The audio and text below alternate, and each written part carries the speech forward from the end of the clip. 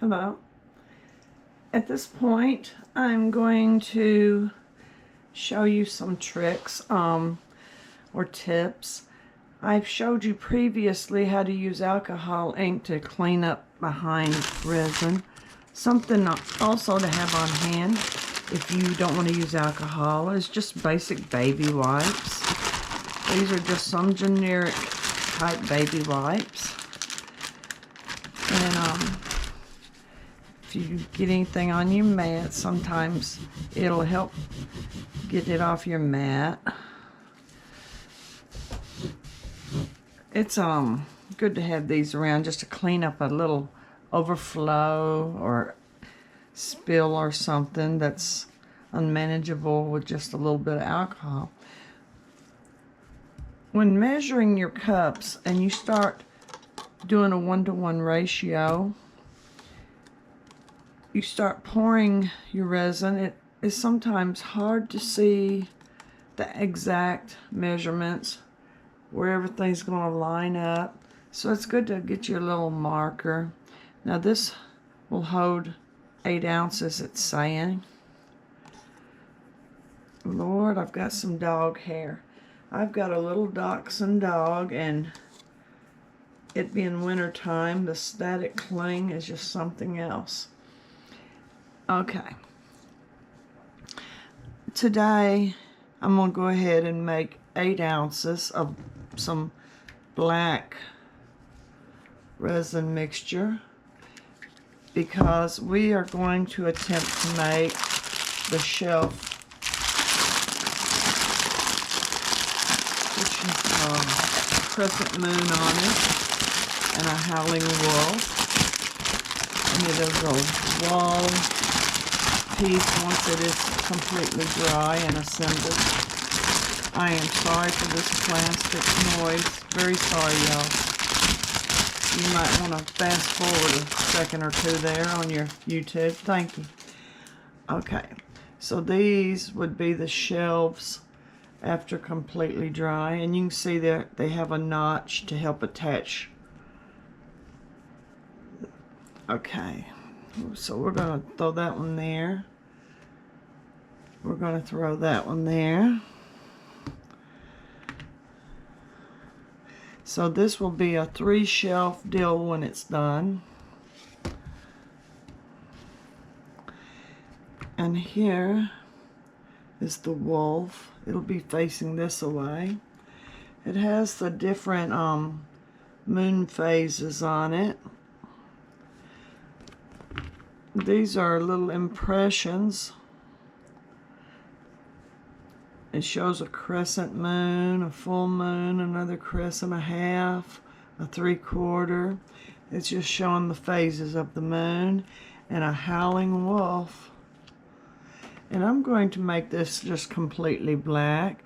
If I want to come back later and detail these, I'll do it after the fact when the because it's going to leave that little indent.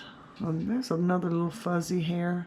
I just can't get away from them today. I'll have to get some painter's tape after a while. It's almost like a hair remover roller, painter's tape, and if you keep that on hand, you'll be doing good because it helps clean molds also. Painter's tape does. Yeah. I've got some right here, Scotch painter's tape. So let me go ahead.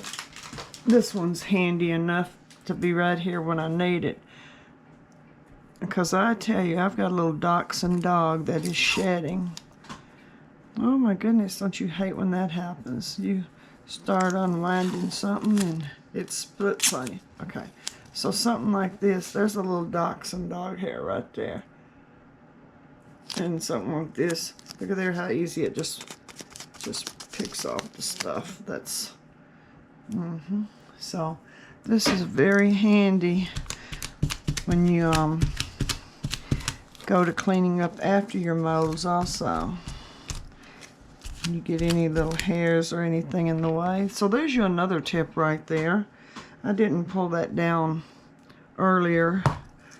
Just, it's a little tackier tape, but it will not really stick to use silicone or nothing, but it'll grab what you need to grab.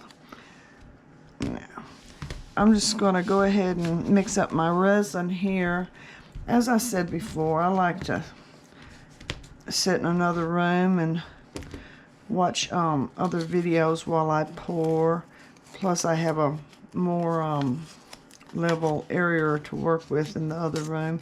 But for making videos, I'm showing you where I do a lot of work just to get rid of my cat. My cat's in the other room, or my cat would be dragging resin all through the house. So, as I was saying, let's get back to mixing some resin now. We're going to have to fill 1, 2, 3, 4, 5 molds. So I'm just going to go ahead and make a cup full. We may need more. If we do, we'll mix more. So this is a 1-to-1 mixture. Again, I use my high gloss gentian resin. I'm enjoying this resin, and I'm not endorsed by them or nothing to that nature. I just enjoy this resin right now, and I'm showing you the actual item I've used to create this item. It's the only reason I keep bringing it up. So, resin is thick, the first part. So if you warm it up a little bit, it'll get thinner. So we're in about a 69-degree room right now, so it might be on the thick side. Back to our cup measurements. Now I've opened up my marker. I'm going to make 8 ounces, U.S. fluid ounce. So we're going to make sure we can see that first line of 4. And then when we get up here to the 8, and let's begin our pour. But I'm elderly, over 60, let's just put it that way, at about 60. This helps me see a little better than what's on there. Okay, now like I said, this is the first part. It is the actual resin, and it's usually a thick substance. It might be a little thinner if you're in a warmer area. Now one thing, if you're working in humidity, sometimes your resin will not do right. You need to be around a less humid area to work on your resin, because moisture and water do not mix with resin. So let's see, we're getting near that 4 yet. This is almost like a syrup coming out, so it's not as thick as it could be. It's a pretty good pour out. We're getting near that 4. I'm taking it slow. I don't want to over pour. Just a couple more. This is my hobby. I'm not being paid. I'm not being sponsored. I do have an Amazon wish list, though, if anybody wants to take a look at it and help me out, help subsidize my channel, that would be nice. But there's no pressure from anybody to do anything. Now, as I said, you might get a little bit of sticky or something on your finger. There is where the baby wipe comes in. There we go. Just so. It's nice to keep these clean so your lids come on and off easily. And you're not grabbing onto something gooey every time you handle your items. Okay, now we need our hardener. Our hardener should just flow freely, almost as if it's a water. I didn't say it is. Now let's look at that. We got it on that line. We're going to come up to the next line with our hardener. This is the second part of a 1-2 part, 1-to-1 ratio. Yeah, that just comes out like some pancake syrup fast, so we don't want to get overzealous with that and pour too much. So we're going to slow it down a little bit right there. Yeah, we're getting close. We're right at it. Okay, a couple more little drips.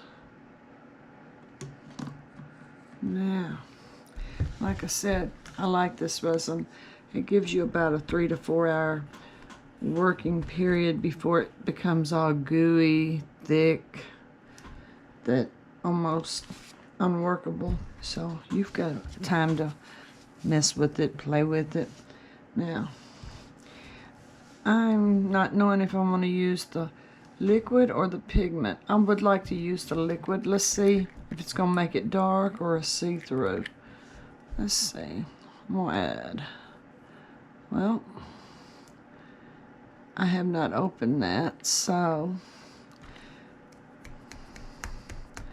I did not bring those scissors in here. Okay, well, how about this?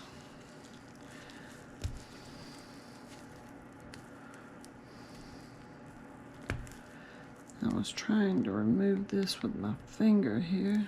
Just go ahead and take that little cap off. We'll cut that later. I might wind up getting black ink everywhere. I'm trying not to. Let's put us, oh shoot, maybe a little more than I needed there.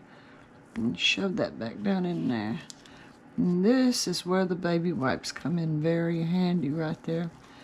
So we did not make a mess with that black ink. Okay.